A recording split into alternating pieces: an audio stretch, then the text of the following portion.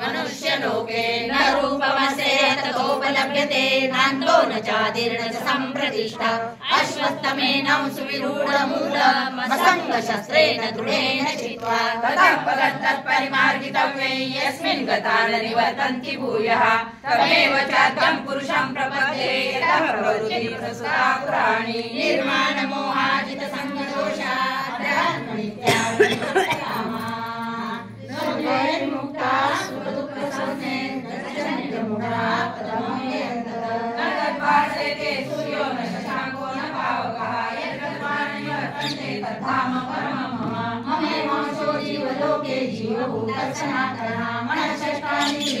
प्रकृतिस्थानि कर्षति शरीरैव वाप्नोति यच्चाप्युत्क्रामतीश्वरः गृह्येतानि वायुर्वृन्दानि वाचयात् रसनङ्ग्राणमेव च अधिष्ठाय मनश्चाय विषयानुपसेवते उत्क्रामन्तौ स्थितौ वापि पुञ्जानौ वा गुणान्वितं विमूढानानुपश्यन्ति पश्यन्ति ज्ञानचक्षुषा यतन्तो योगिनश्चैनं पश्यन्त्यात्मन्यवस्थितं यतन्तोऽप्यकृतात्मानो नैनं पश्यन्त्य चेतसा यदा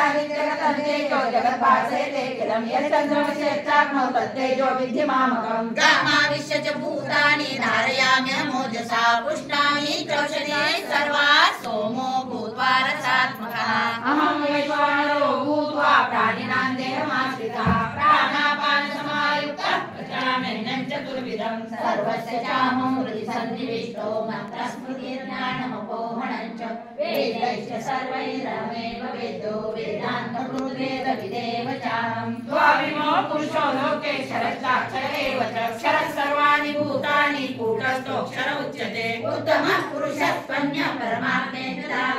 यो लोकत्रयमाविश्य विभर्तव्ये ईश्वरः यस्माक्षरमतीतोऽहमक्षरादपि चोत्तमः ततोऽस्मि लोके वेदे च प्रतितः पुरुषोत्तमः यो मामेवमसम्मूढो जानाति पुरुषोत्तमं स सर्वविद् भजति मां सर्वभावेन भारत इति विषयतमं शास्त्रम् इदमुत्तमया नघ एतद्बुद्ध्वा बुद्धिमान् स्यात् कृतकृत्यश्च भारत ॐ तत्सदिति श्रीमद्भगवद्गीतासु उपनिषत्सु ब्रह्मविद्यायां योगशास्त्रे श्रीकृष्णार्जुनसंवादे पुरुषोत्तमयोगो नाम